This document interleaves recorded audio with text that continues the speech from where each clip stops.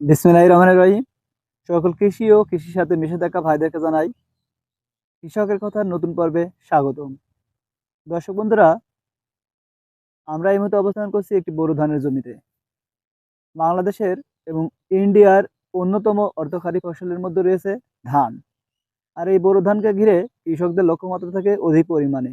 তো তেমনই একটি বোরো ধানের জমিতে আজ আমি অবস্থান করছি। তো এই বোরো ধান চাষ করতে যে আমাদের কৃষক ভাইয়েরা বিভিন্ন ধরনের সমস্যার সম্মুখীন হয়ে থাকেন। বোরো ধানের যে রোগবালাইগুলো রয়েছে তার মধ্যে একটি রোগবালাই হলো ধানের পাতা হলুদ হয়ে যাওয়া বা লাল হয়ে যাওয়া। ধানের পাতা হলুদ বা লাল হয়ে যাওয়ার কারণ কি এবং এর প্রতিকার কি এবং এর দমন ব্যবস্থা কি, এই সম্পূর্ণ বিষয় নিয়ে আজ আমরা আলোচনা করব। তো যারা কৃষি ভালোবাসেন এবং ধান চাষ করে থাকেন, তো তাদের জন্য আজকের ভিডিওটি অত্যন্ত গুরুত্বপূর্ণ। ভিডিওটি না টেনে সম্পূর্ণ ভিডিওটি দেখার অনুরোধ রইল।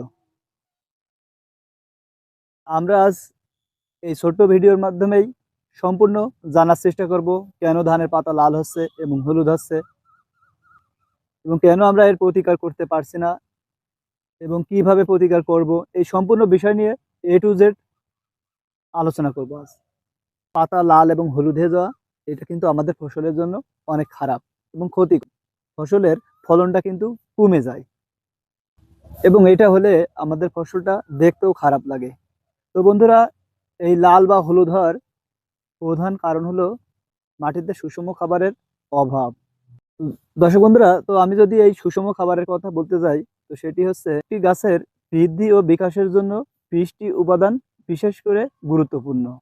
তো আমরা যে কি করি, আমরা যখন চাষ করি তখন ইউরিয়া, ড্যাপ, ফসফেট এগুলোই ব্যবহার করি। প্রতিনিয়তই আমরা চাষ করছি আর এগুলো ব্যবহার করছি। তো 3 থেকে 4টি আমরা পরিচিত এই সারের সাথে। তো আমরা এগুলোই প্রতিনিয়ত ব্যবহার করি জমিতে। আমরা জিপ, সালফার, পটাশ এছাড়াও বিভিন্ন সার রয়েছে যেগুলো আমরা জমিতে প্রয়োগ করতেই চাই না, যার কারণে আমাদের মাটিতে সুষম সারের ঘাটতি দেখা যাচ্ছে। তো যার ফলে আমরা ফসল চাষ করছি কিন্তু এর সুষম খাদ্যের অভাবে সঠিকভাবে বেড়ে উঠছে না, বৃদ্ধি হচ্ছে না।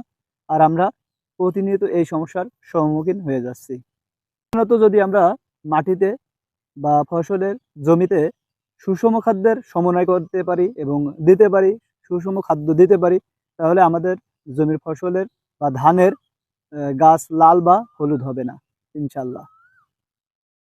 2 নম্বর যে ধাপটা রয়েছে তার মধ্যে হলো আমরা যখন ধান গাছের চারাটা উত্তোলন করি, তখন এই চারার উত্তোলন করার সময় অনেকগুলো শিকড় কেটে যায়, আবার অনেকগুলো ছিঁড়ে যায়, যার ফলে এটা লাগানোর পরে 30 থেকে 35 দিন পর্যন্ত লাল হয়ে থাকে। কোনোটা কেটে যায়, আবার কোনোটা এই লালই থেকে যায়।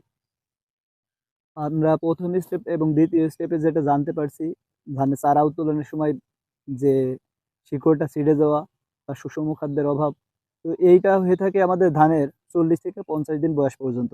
কারণ এই সময়টিতে ধানের সুষম খাদ্যের পরিমাণটা বেশি পড়ে এবং যত সার আমরা প্রয়োগ করে থাকি এই সময়ই প্রয়োগ করে থাকি, যার ফলে যদি সুষম খাদ্যের অভাব হয়, সেই কারণে এই সময়টিতেই আমাদের ধান গাছ লাল হয়ে থাকে বা হলুদ হয়ে থাকে। বন্ধুরা, এই সমস্যার থেকে প্রতিকার পেতে হলে আমাদের অবশ্যই সঠিক সময়ে, সঠিক মাত্রায় সুষম খাদ্য বা সার ব্যবহার করতে হবে ধানের জমিতে। তাহলে আপনার ধানের এই সমস্যাগুলো থাকবে না ইনশাআল্লাহ।